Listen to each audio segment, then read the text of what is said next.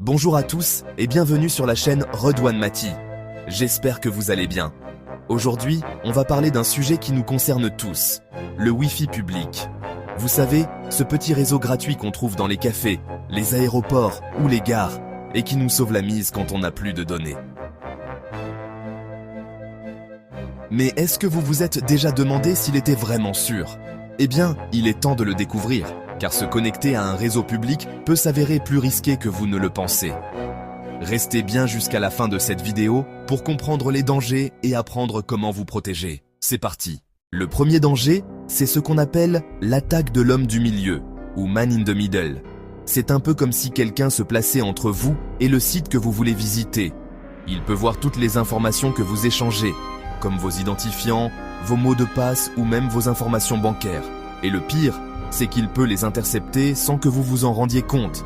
Un autre risque, ce sont les fausses bornes Wi-Fi. Un pirate peut créer un réseau qui ressemble à celui du café, par exemple, Café du coin gratuite.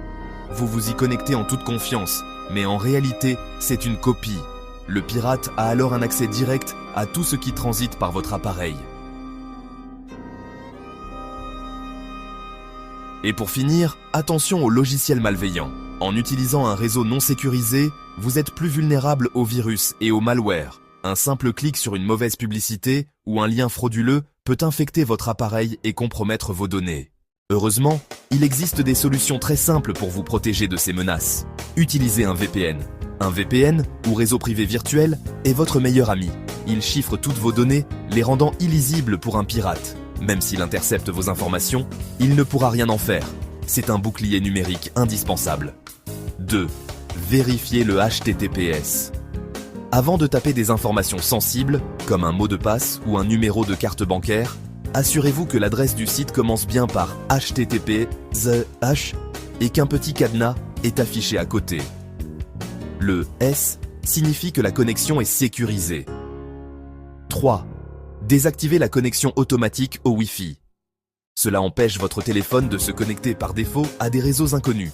C'est une habitude simple mais très efficace. 4. Mettez votre appareil à jour. Les mises à jour logicielles corrigent souvent les failles de sécurité. Voilà, vous avez maintenant toutes les clés pour utiliser le Wi-Fi public de manière intelligente et sécurisée. Ne laissez plus la gratuité d'un service vous faire baisser la garde. Si cette vidéo vous a été utile, n'hésitez pas à laisser un pouce bleu, à la partager avec vos proches et surtout à vous abonner à la chaîne Redouane Maty pour ne rater aucune de mes prochaines vidéos sur la cybersécurité. D'ici là, restez connectés, mais en toute sécurité. À la prochaine.